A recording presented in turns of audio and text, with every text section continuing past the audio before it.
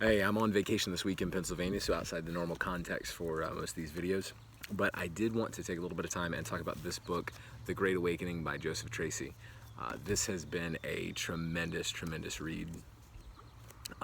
There's three things that I wanted to cover that were really, really helpful to me about this book, and reasons I think that really everybody should take a look at this and read it, learn a lot from it. The first one is it provides so much context for the events of the Great Awakening and for characters that we're familiar with from that period of history, guys like Brainerd and Whitefield and Edwards.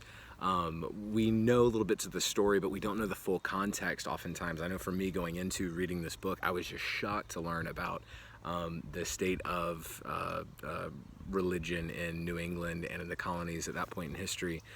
Getting a lot more background on why exactly, after everything that had happened, Edwards was dismissed from Northampton.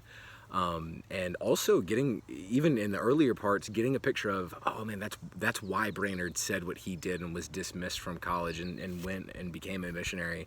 And finding out so much more of the context of what was going on in that. The second thing was being introduced to people that I'd never heard of.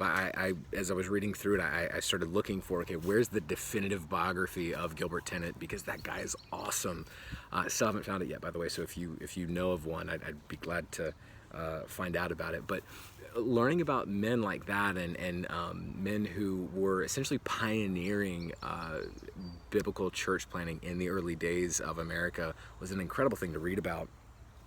But the third thing, and I think probably the most powerful thing to me, was learning about learning really from the circumstances and situations that arose in the midst of this. While this was going on, there were so many opponents, many of whom were attacking legitimate things, but they ended up throwing out the baby with the bathwater, as it were, or men who were really drunk on their own fame, like Whitefield at times was even later admitting that he was.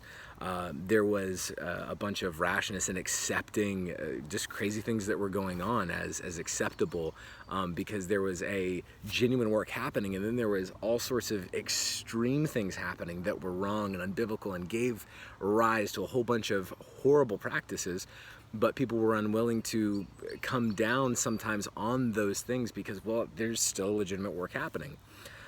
Also, just looking at some of it and saying, okay, this is what the infighting among the different groups that disagreed looked like, and here's how myself as a younger believer, as a younger person in ministry, can say, okay, I need to learn from this lesson and not make that same mistake, not make these same errors.